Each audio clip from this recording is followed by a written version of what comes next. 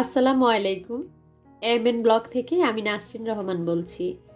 দূরে কাছে দেশে এবং দেশের বাহিরে যে যেখান থেকে আমার ভিডিও দেখছেন, আশা করি সবাই ভালো আছেন, সুস্থ আছেন। আলহামদুলিল্লাহ, আমি আমার পরিবার নিয়ে ভালো আছি। পাখির কিচিরমিচির ডাকে গেলাম পাখির কাছে, তো পাখিকে খাবার দিয়েছি। তো ইদানিং আমি ওনাদেরকে বেশি করে খাবার দিই, কেননা ওনারা আবার খাবার না পেলে ডিম খেয়ে ফেলবে, এই ভয়টা সর্বদাই আসলে কাজ করে। তো আলহামদুলিল্লাহ এখন ডিমে তা দিচ্ছে। তবে অবশ্যই আপনাদেরকে আমি জানাবো যখন বেবি ফুটবে। তো বারান্দাটা আজকে নিচটা মানে মুছে নিয়েছি, আর বেশিরভাগ গাছগুলোকে আমি গোসল করে দিয়েছি। আজকে ভিডিওতে থাকছে আমি আমার বেসিন এরিয়াটা খুবই সুন্দরভাবে সাজিয়েছি, বলতে পারেন একদম নতুন লুক। তো যারা আসলে নিজেরা ঘর ডেকোরেশন করতে চান, তো আশা করি তাদের ভালো লাগবে। প্লাস আমি একটা ডিআইওয়াই করেছি, সেটাও আপনাদের ভালো লাগবে। তো যাই হোক, বললামই তো বারান্দার গাছগুলাকে গোসল করিয়েছি, তো সেই জন্য গাছগুলা একটু দেখিয়ে দিচ্ছি। আর এই তো আমার কিউট কিউট গাছ, যেগুলো কয়েকদিন আগে লাগিয়েছিলাম, মাশাল্লাহ সেই গাছগুলো এখন অনেক সুন্দর হয়েছে। তো আসলে গাছের যদি পাতায় ধুলা বালি পড়ে থাকে আমার কাছে একদমই ভালো লাগে না।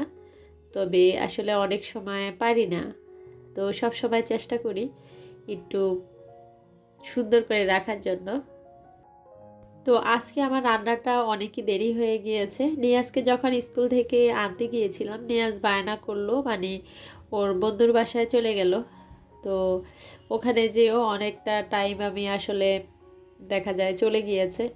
তো তার জন্য আমি বাসায় এসে তাড়াহুড়া করে কি রান্না করব, তাই রুই মাছ নামিয়ে নিয়েছি। সেটা এই যে টমেটো আর পেঁয়াজ দিয়ে একটু রান্না করে নিয়েছি, আর পাশাপাশি আমি বাঁধাকপি ভাজি করে নিয়েছি। তো আজকে এই রান্না করলাম শর্টকাট, কেননা সময় নেই হাতে।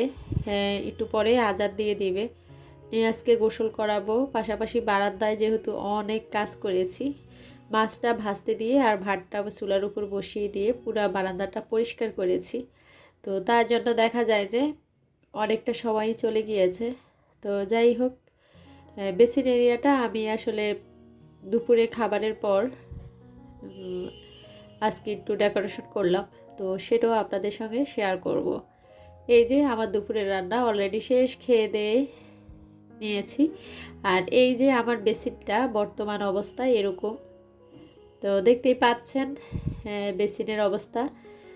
তো এই যে গাছটা, এই গাছটা আসলে আমি একটা বড় বোতলে দিয়ে রেখেছি, আর এটা এতই বড় হয়ে গিয়েছে যে আমি এটাকে বাধ্য হয়েছি যে এই যে তোয়ালিয়াটা রেখেছি সেটার সঙ্গে ঝুলিয়ে দেওয়ার জন্য। তো অনেক দিন যাবত এইভাবেই আছে, তো ভাবলাম আজকে একটু লুকটা চেঞ্জ করি।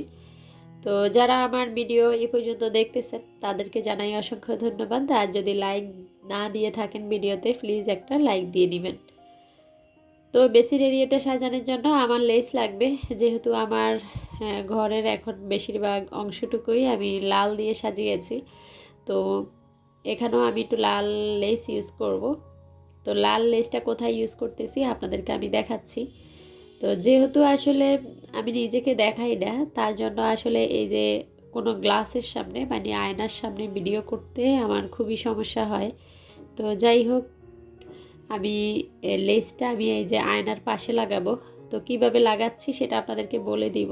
আর তার আগে আমি মানে গ্লাসগুলা এগুলা সব কিছু একটু ক্লিন করে নিচ্ছি।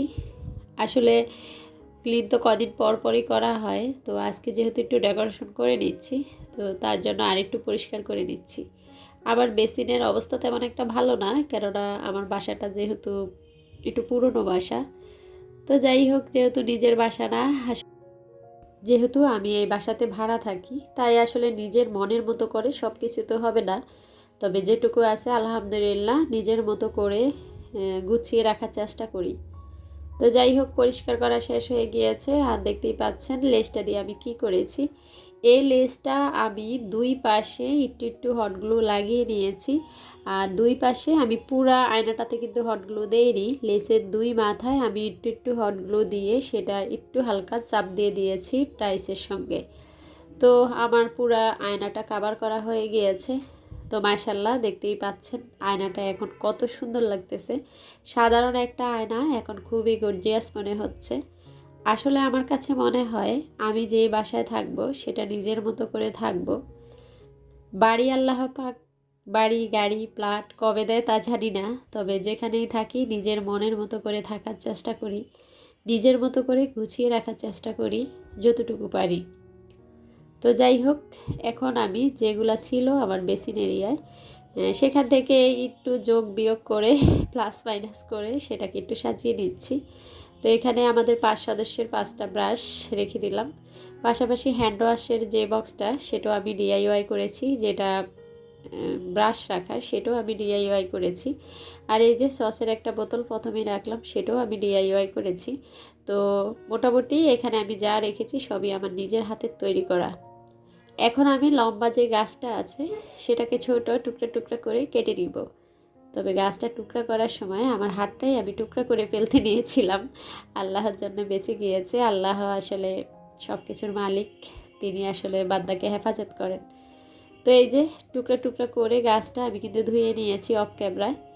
এখন আমি এই যে এটা যেটাতে ভিজিয়ে দিচ্ছি, এটা আমার মেয়ের আর কি পুরানো একটা প্লাক্স আমি ডিআইওয়াই করেছিলাম। তো যেহেতু প্লাক্সটায় পানি রেখে গাছ রাখা যাবে, তার জন্য আমি গাছটা এখানে রেখে দিলাম। তো মোটামুটি বেসিনের উপরে যে এটা ওটা রাখার কি বলে জানি না, তো সেটা আমার রেডি। আপাতত আমি ব্রাশ হোল্ডার আর হয়েছে হ্যান্ড ওয়াশের কৌটা আর একটা শোপিস হিসাবে বোতল আর গাছ ভিজানোর জন্য এই যে প্লান্টার, এটাই রাখবো, আর কিছুই রাখি না।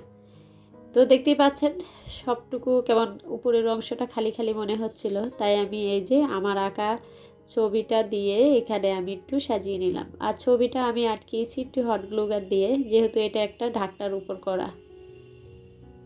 তো মাশাআল্লাহ এটা সাজানোর পর এই যে বারান্দাটা তো যেহেতু পাশেই, আর এটা হয়েছে বেসিনের পাশে যে জানালাটা, মানে বারান্দার উপর যে জানালাটা সেটা। তো যখন আমি জানালাটা এইভাবে খুলে রাখি, অবশ্য জানালার এখন গ্লাসটা বন্ধ, তো পর্দাগুলো সরিয়ে রেখেছি একটু আলোর জন্য, যেহেতু বিকালবেলা ভিডিওটা করতেছি।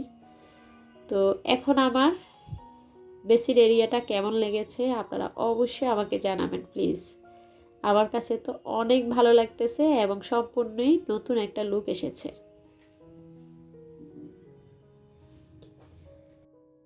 তো আসলে প্রতিদিন যে আমাদের নতুন কিছু দিয়ে সাজাতে হবে, নতুন ঘর সাজানোর জন্য নতুন কিছু কিনতে হবে তা কিন্তু নয়। একটু এদিকে জিনিস ওদিকে করে নিজের বুদ্ধি খাটিয়ে আমরা ঘরটাকে সুন্দর করে সাজিয়ে রাখতে পারি। তো কালকে আসলে এই ভিডিওটা শেয়ার করা হয়নি, আমি এই মালাটাকে রং করে রেখেছি। এটা হয়েছে নারকেলের মালা। তো নারকেলের মালাটা আমি একটু বড় করে ভাঙার চেষ্টা করেছি, যখন আর কি নারকেলটা কোড়াবো তখন। তো শত চেষ্টা করে বড় করে ভাগলেও মানে একটু বাঁকাবুকা হয়ে গিয়েছে, তো সেটা কোনো ব্যাপার না। এটাকে আমি ডিআইওয়াই করলে এটাই সুন্দর হয়ে যাবে। তো এটাকে আমি অফ ক্যামেরায় এই যে হলুদ একটা রং করে নিয়েছি, আর এটা শুকাতে আমার প্রায় একদিন সময় লেগে গিয়েছে, যেহেতু এটা আমি কালকে বিকালবেলা রং করে রেখেছি। তো এটাকে এখন ইমোজি আঁকবো, তবে কাজ করতে করতে খুব ক্লান্ত হয়ে গিয়েছি। তো আমার ভামনি যেহেতু এগুলা করতে ভালোবাসে, নিসামণি, তো নিসামণিকেই দিলাম যে ঠিক আছে তুমি ইমোজিটা আঁকো। তো কেমন হয়েছে আমার মামনির ইমোজি আঁকাটা অবশ্যই আপনারা কমেন্টস করে আমাকে জানাবেন। তো আজকে ইমোজি এঁকে এটা রেখে দিব, পরে এটা কোথায় ঝুলাচ্ছি বা এটাতে কী গাছ লাগাচ্ছি আপনাদের সঙ্গে আমি অবশ্যই শেয়ার করব।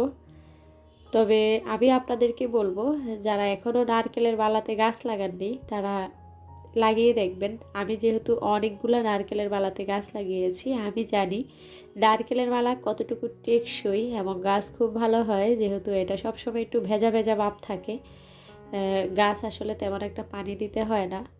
তো এটার অনেক সুবিধা আছে, এক সময় আপনাদেরকে বলবো। তবে আমার ভিডিওটা শেষ প্রান্তে চলে এসেছে আর আমাদের ইমোজি আঁকাও কিন্তু হয়ে গিয়েছে। তো মাশাআল্লাহ নারকেলের মালাটা হয়েছে অক্ষয় কোম্পানি, সুন্দর করে আঁকা হয়েছে। আজকের মতো বিদায়, আল্লাহ হাফিজ, আসসালামু আলাইকুম।